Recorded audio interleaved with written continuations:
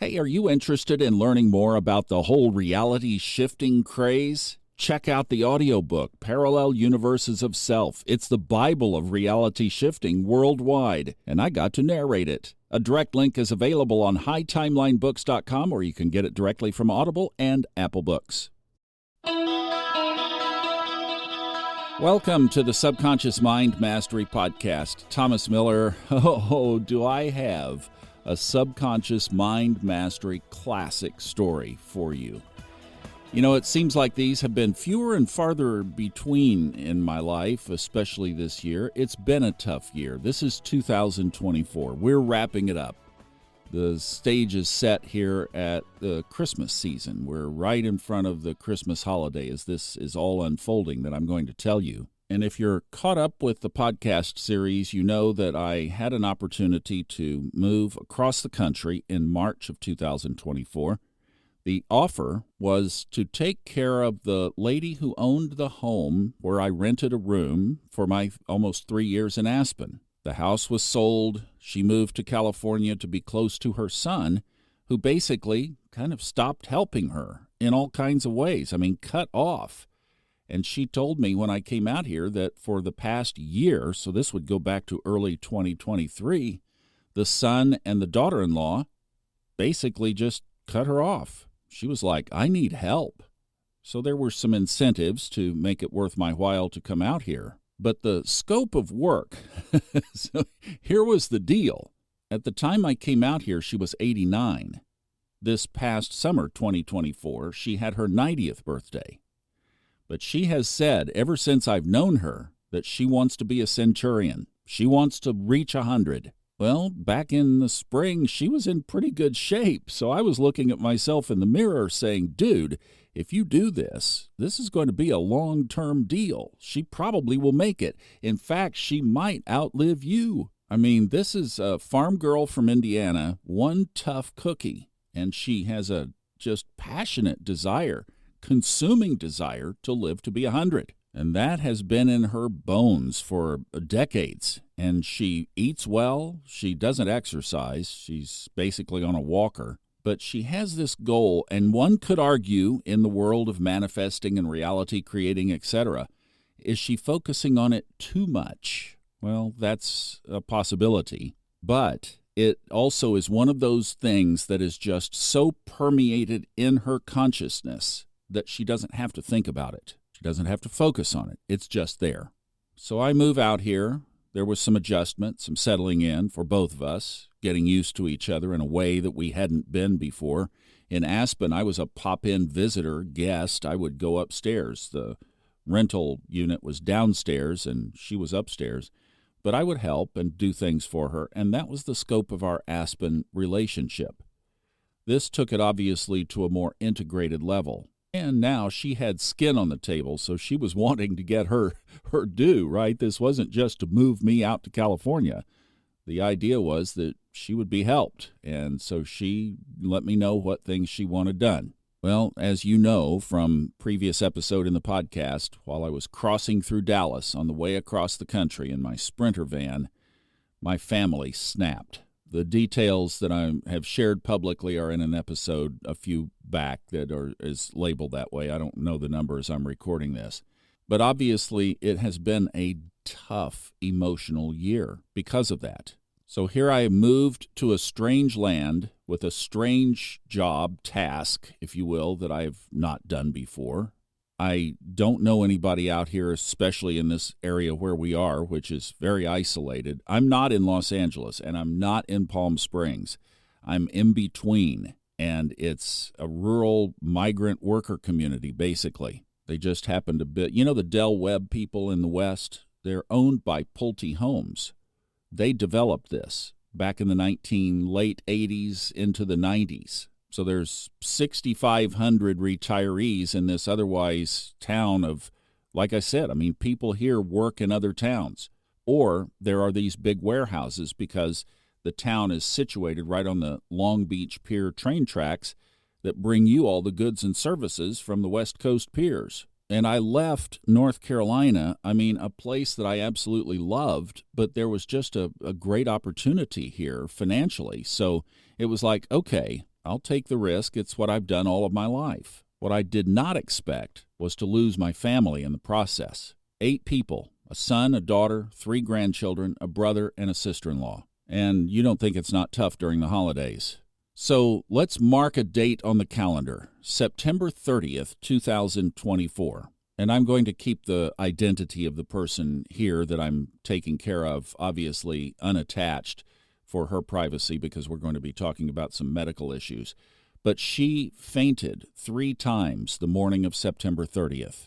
Long story short, went to the hospital, diagnosed with significant heart failure. That means that her heart valves are regurgitating blood back into her heart, so it's not pushing out into the body. And there are complications from that. Fluids start backing up. That led to staph infection. That led to a trip to the hospital just the week that I'm recording this, where, after a couple of days there, her blood pressure started to drop dangerously low, which is an indication to doctors that the staph could be turning into sepsis, and then sepsis can very quickly turn into septic shock syndrome and kill you. So staph is a bacteria that can lead to sepsis, and then septic shock syndrome is the body's basically massive overreaction response to the initial infection, which for her were these wounds where these fluids were trying to get out of her body. Sepsis is incredibly toxic. It is one of the top 3 causes of death in hospitals, kills about 850,000 people a year, and it can happen very quickly.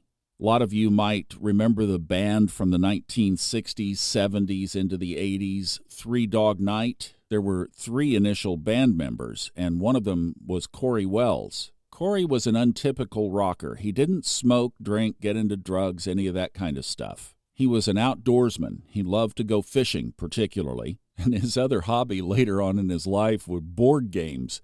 And did you know, it's almost like quilting societies. There are groups that get together to play board games. Well, Corey was a big fixture in those as well. He was in his early 70s, had contracted a cancer that was treatable, and they were treating the cancer at home. He wasn't inpatient, he was at home. But with the lowered immune system, he contracted staph at home. It turned to sepsis. He started to tank. The blood pressure drops really fast. They rushed him to the hospital. He was gone the next day. That's why sepsis is such a dreaded diagnosis. So after my friend here was admitted to the hospital, after a couple of days, her blood pressure started to drop, so they put her in the ICU. They were concerned that she might be developing septic shock syndrome, and they put her on very big gun antibiotics through the IV. That evening, with the concern for septic shock syndrome, with vitals and everything not in good shape, went to bed wondering if there would be news overnight. But remember, she wants to live to be 100, and she's only 90. Now, as we sit here, obviously right now as I'm recording this, there is an uncertain future. But she started turning around. And after just one day in the ICU, 24 hours, her labs normalized. Her electrolytes and all the other markers are either normal or acceptable. The doctors are saying that she's responding positively to the antibiotic. Her blood pressure has elevated. They're saying that she is no longer in danger, initial danger of that septic shock syndrome that she was. At 90 and frail and with heart disease that is irreparable, untreatable, the power of this woman's mind, lying there in ICU, gave her body, through the subconscious mind, the instructions to heal from this. And it did in one day. And that's how strong her desire is to get through this. For her, there is no alternative, no backdoor, none, no giving up, no surrendering to an obstacle, even sepsis at 90 with heart failure. And that, to me, is why this is such a special subconscious mind mastery story. This is the kind of stuff that this podcast was built on. It can happen to all of us if we just apply the principles of programming our subconscious mind for a particular outcome. Now, is she likely to make it to 100 now? Probably not. But she will never, until she takes her last sip of air, whenever that is, she will never give up. And this is a great example of not even knowing about the subconscious mind, like none of us did initially, that this was just programmed in there. Just like in my own story, the fear was always just programmed in there.